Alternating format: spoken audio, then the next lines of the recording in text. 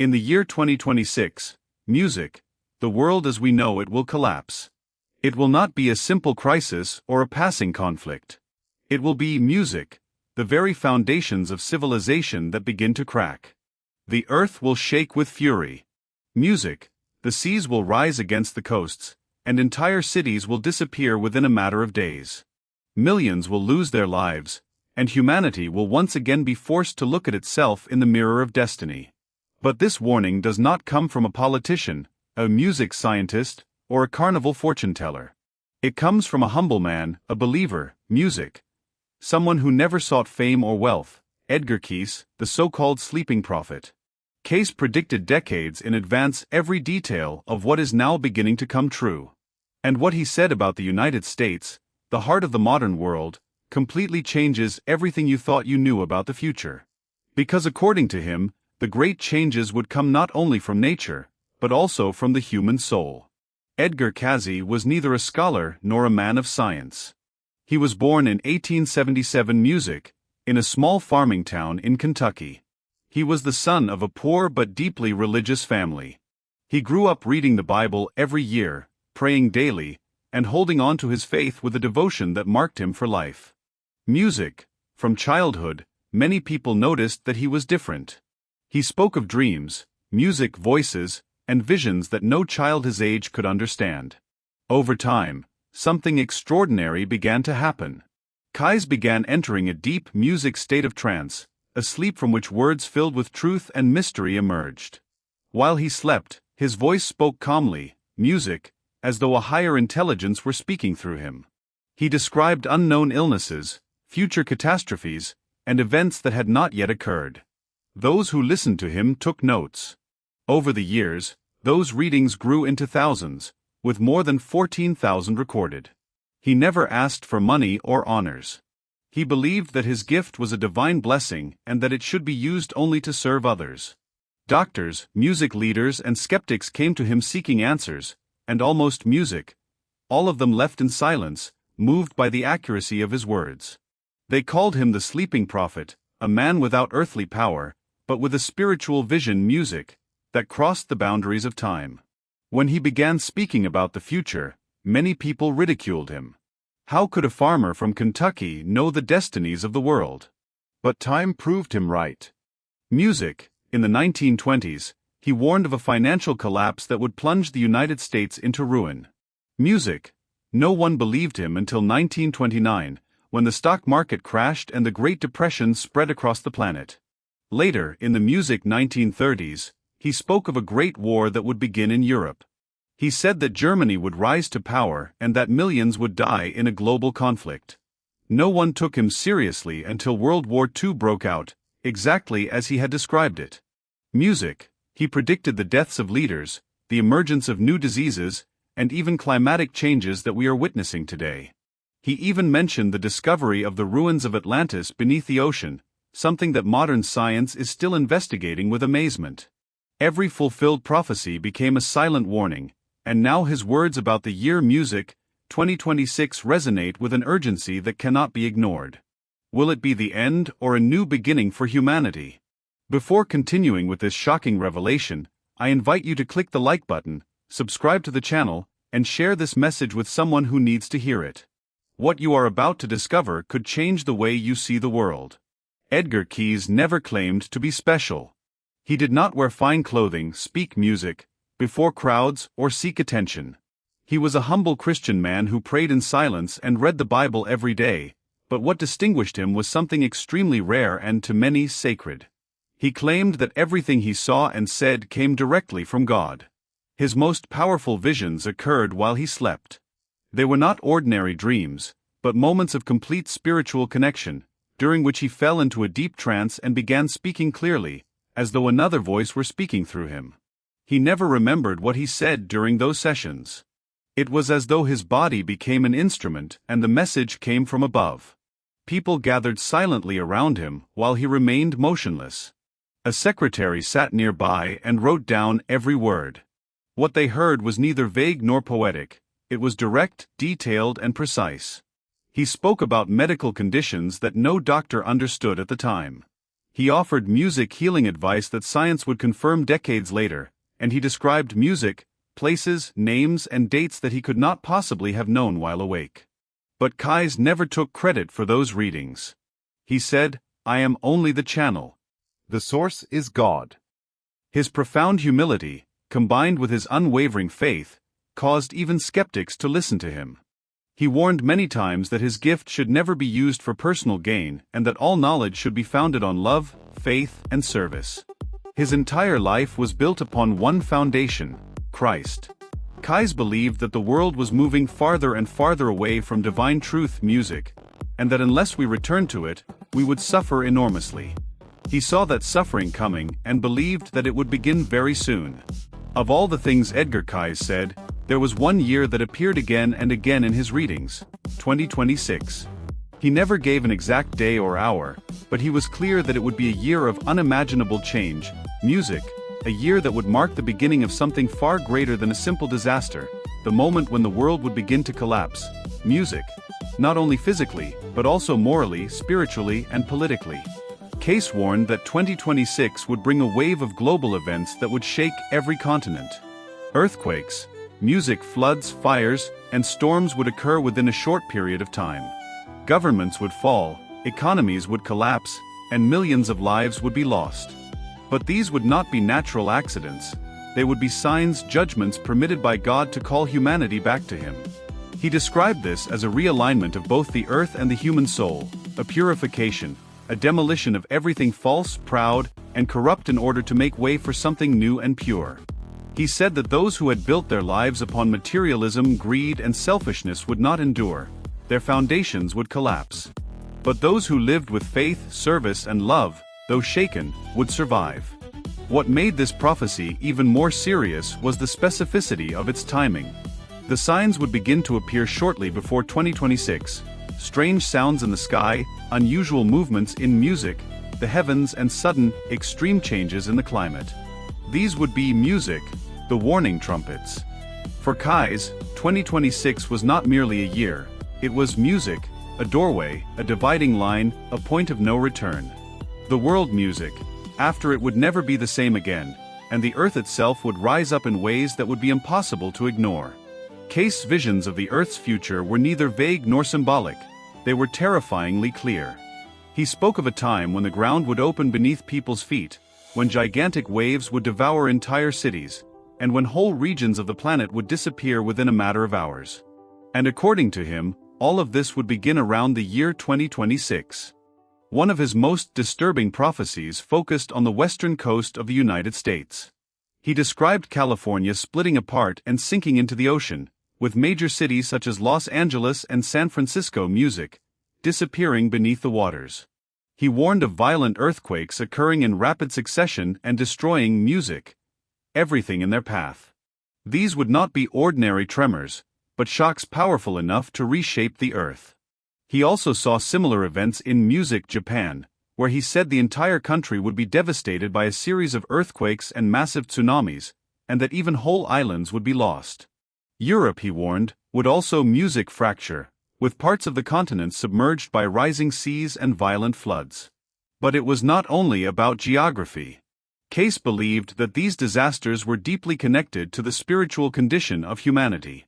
He said that as music people moved farther away from God, the earth itself would begin to react. It was not punishment, but a kind of balance being restored. The earth, he said, would shake off the weight of human sin. Music, many of the places he warned about, California, Japan, and parts of Europe, are now closely monitored by scientists. Earthquakes are increasing, oceans are rising, ice is melting, music, and the signs are there. And Cayce believed that once these events began, there would be no turning back. For him, natural disasters were not merely physical phenomena, but spiritual messages. Every earthquake, every flood, and every fire was not simply nature acting on its own, but a response to something deeper, the moral and spiritual decay of humanity. Cayce spoke of the earth as a living creation of God, not merely a sphere of rock and water, but music, a sacred being sensitive to the condition of the human soul. He said that when humanity turns away from God, truth, and love, the earth feels it. And just as the body reacts to illness, the earth reacts to sin. It was not superstition. Cayce believed it was divine law, a reflection of spiritual order. When people live in harmony, loving one another, helping the weak, praying and respecting life, the world remains calm. But when hatred, greed, pride and violence increase, the earth begins to cry out. He warned that the coming storms, tremors and destruction would not be random, but warnings, a final wake-up call for a world that had lost its way. Music, he said, the earth will tremble. The waters will rise, and fire will come, not to destroy without purpose, but to remind man that he is not in control. Cayce always reminded his listeners that God's justice is not cruel, but just. He did not speak with anger, but with sadness. He did not desire fear, but repentance. His hope was that people would listen to the message, return to faith, and go back to the path of righteousness. Those music, who did not would be overtaken by what he called the great purification, because in his words, the earth could no longer bear the weight of so much evil. Among his most disturbing visions was one that for decades seemed impossible, even insane. He spoke of a time when the earth's magnetic poles would reverse. In his own words, north would cease to be north, and south would cease to be south. In his time, few people took him seriously, but today's scientists are beginning to admit that Cayce might have been right. He described music, this event as sudden and violent, not a slow and gentle change, but a global convulsion. He said that when the poles reversed, the Earth's rotation would change slightly, triggering a chain reaction of earthquakes, tsunamis, floods, and even transformations in the shape of the continents. Cold places would become warm, fertile lands would turn music into deserts, the seasons would become confused, and the climate music would no longer follow any pattern. Cayce warned that technology would fail music during that time. Compasses would spin without direction, satellites would be disrupted, aircraft and ships would lose their course, and the world would fall into panic. But according to Music Hymn, this chaos would not be the true danger. The real danger would be how spiritually unprepared human beings would be. He believed that this pole shift would reflect a deeper truth. Humanity had lost its sense of direction, music, not only geographically but morally. What had once been considered good was now considered evil, and what was evil had become accepted. Families were disintegrating, faith was weakening, and truth was being ignored. The change in the earth would be a mirror of the change in the human soul. Cayce did not say this to frighten people, but to prepare them, because music, in the midst of that darkness, those who remained faithful to God would not only survive, but would guide others toward the light. Edgar Cayce music often spoke about natural disasters, but he described a kind of suffering even deeper than any earthquake or flood, hunger. In his visions, music, he saw a world where food would become scarce, not only because of war or greed, but because the earth itself would stop producing as it once had. Music, he described a future in which the seasons would lose all meaning. Snow would fall in spring, music, and heat would burn in winter. Rain would flood fields that had once needed water, and deserts, music, would arise where fertile land had once existed. Farmers, music, would no longer be able to predict planting and harvesting seasons. Everything would fall into confusion. Cayce warned music of massive crop failures, not only in poor countries, but also in the music wealthiest nations. He spoke of insects and diseases that would destroy plants before they could grow, and storms that would wipe out entire music, agricultural regions in a single night.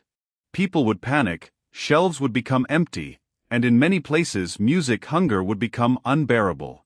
But Cayce saw something even more dangerous than physical famine, spiritual famine. He said that as music people became desperate for food, they would lose compassion. Neighbors would turn against one another, countries would close their borders, and the strong would take from the weak. And in the midst of that chaos, the greatest hunger would not be for bread, but for love, peace, and God. Even so, he believed that this hunger could lead to healing, that suffering would remind humanity of what truly matters. He often music said, when man is empty, he remembers the one who fills him. Cayce's warning was not only about the body, but about the soul. And those who remained firm music in faith would find a way to nourish both. When Edgar Cayce looked into the future, he saw something even more tragic than natural disasters or famine. He saw a world in which people no longer hungered for truth or thirsted for it. He saw a generation moving farther and farther away from faith, a world suffering not because of a lack of food, but because of a lack of purpose, love, and spiritual connection. He called it a spiritual famine, music, and warned that it would be the root of every other crisis. Cayce believed that when humanity forgets God, it also forgets who it is. Without faith, families fall apart. Without prayer, nations grow cold. And when love goes out, darkness takes its place. In his visions, he saw an age in which the values that once guided society, music, honesty, kindness, sacrifice, and humility, would be replaced by selfishness, pride, and confusion. People would pursue music, money, power, and pleasure, yet they would continue to feel empty. They would try to fill that emptiness with possessions, entertainment, and distractions, but nothing would satisfy them. Cayce warned that depression, violence, and hopelessness would increase not because of external problems, music, but because the human heart would forget its creator. This spiritual emptiness would leave the world exposed to chaos. Without faith as a foundation, people would not know how to face the crisis. They would break under pressure. Fear would spread faster than disease, and in that fear many would turn against one another instead of turning toward God. But Cayce also offered hope. He said that this time of spiritual hunger would be an opportunity for awakening, that in the midst of pain, people would begin searching again for meaning, truth, and peace, and that those who had remained faithful would be ready to help others find the way back. Edgar Cayce did not exempt the most powerful nations in the world from his warnings. In fact, some of his harshest words were directed at countries that took pride in their wealth, military strength, and global influence. He saw their fall coming not at the hands of bombs or foreign enemies, but from within. According to Cayce, the greatest threat to these nations would be their own spiritual decline. He spoke specifically of countries that turned their backs on God while placing their trust in science, music, money, and politics. They built towers of success, but upon weak foundations. Cayce said that once these societies removed Christ from their homes, schools, music, and governments, they began to rot from within. He saw the United States among those music nations blessed with abundance, freedom, and opportunity, but warned that if it lost its connection with God, it would face music, a fall as great as its rise. He did not speak only of natural disasters. He saw moral destruction, broken families, increasing violence, faith being mocked, and truth being silenced. Cayce described a world in which values would be reversed. Evil would be celebrated, and righteousness, music, would be ridiculed. He warned of political corruption, leaders without integrity, and populations unable to distinguish between good and evil. A house divided against itself cannot stand, he reminded them, quoting scripture. He saw division growing stronger among races, classes, and beliefs until nations became unrecognizable. No external enemy would cause that damage. It would come from the people's own decisions to reject the foundation that had once made them strong, faith in music God. Even so, Cayce believed that this fall would not be final. In every collapse there is an opportunity to rebuild, but only if people acknowledge their error and return to the one who holds the world together. Before the great shaking began, before disasters struck and nations fell, Cayce said that the world would receive warnings, clear and undeniable signs from the sky and from the depths of the earth. He did not speak in parables or riddles. Music. He described real physical events that would serve as the final call to repentance. And many of those signs, he said, music, would begin shortly before the year 2026. Cayce spoke of strange lights in the sky, unusual movements of the music stars, and the sudden brightness of certain celestial bodies. He even described a sound like trumpets that would echo from the heavens, so loud that it would cause people to stop and look upward in fear. These were not to be seen as science fiction, but as music, divine messages, a voice from heaven warning humanity, time is running out. He also mentioned deep sounds coming from the earth itself. He said that people would begin hearing underground groans as though the planet were crying.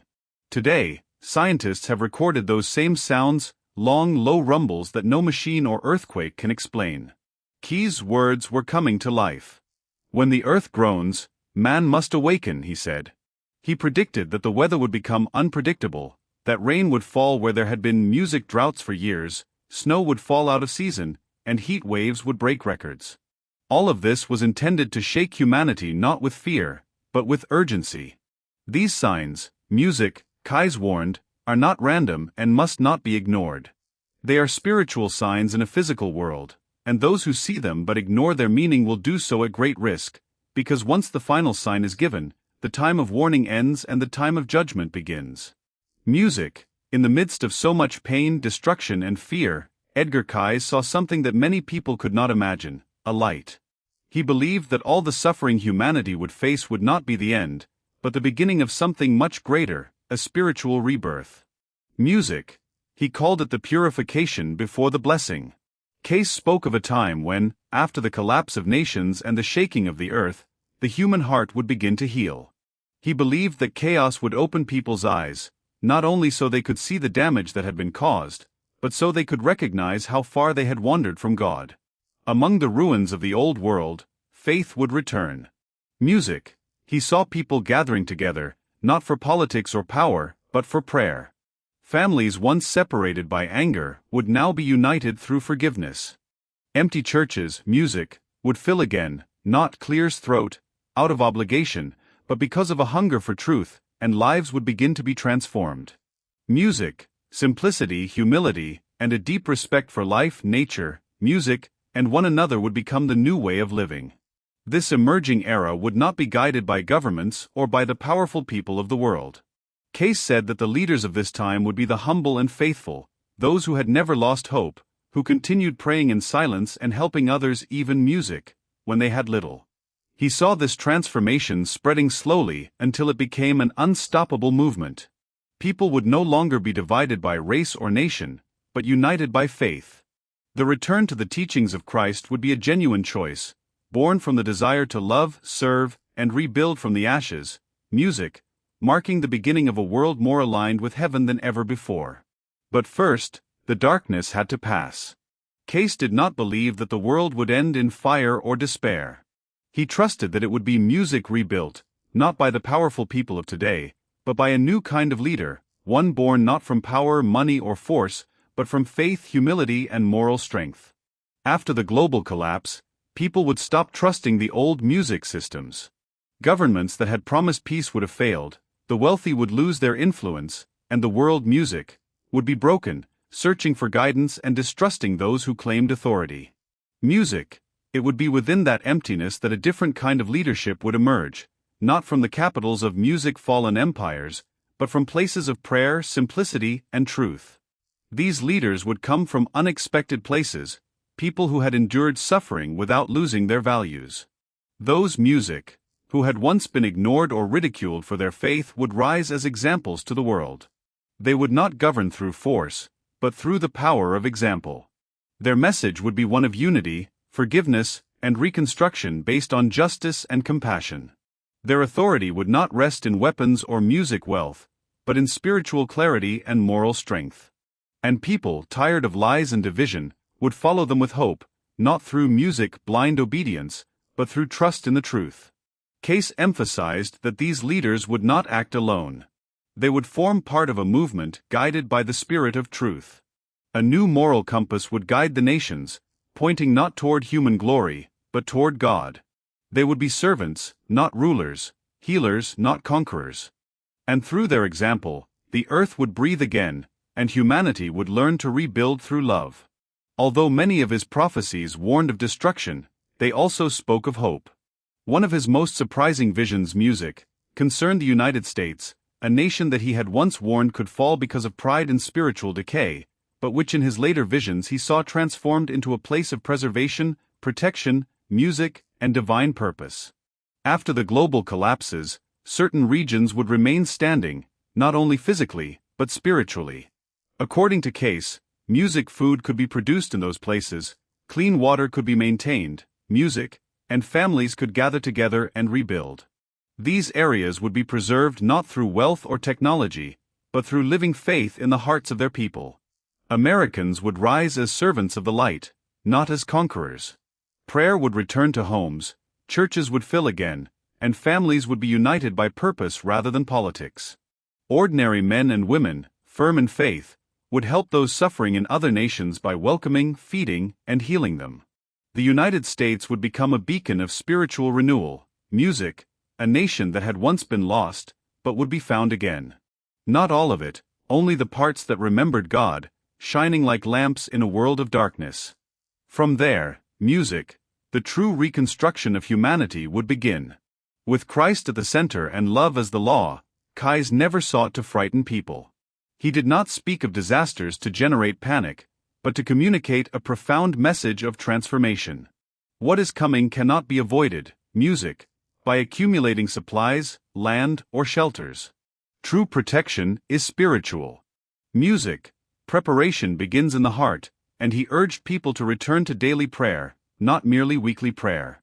He taught that the home should be an altar, music, a place of peace where the Word of God is alive and where kindness is taught and practiced. In times of darkness, a home filled with God will shine like a beacon. And another fundamental pillar is service. Those who help others will, in turn, be helped.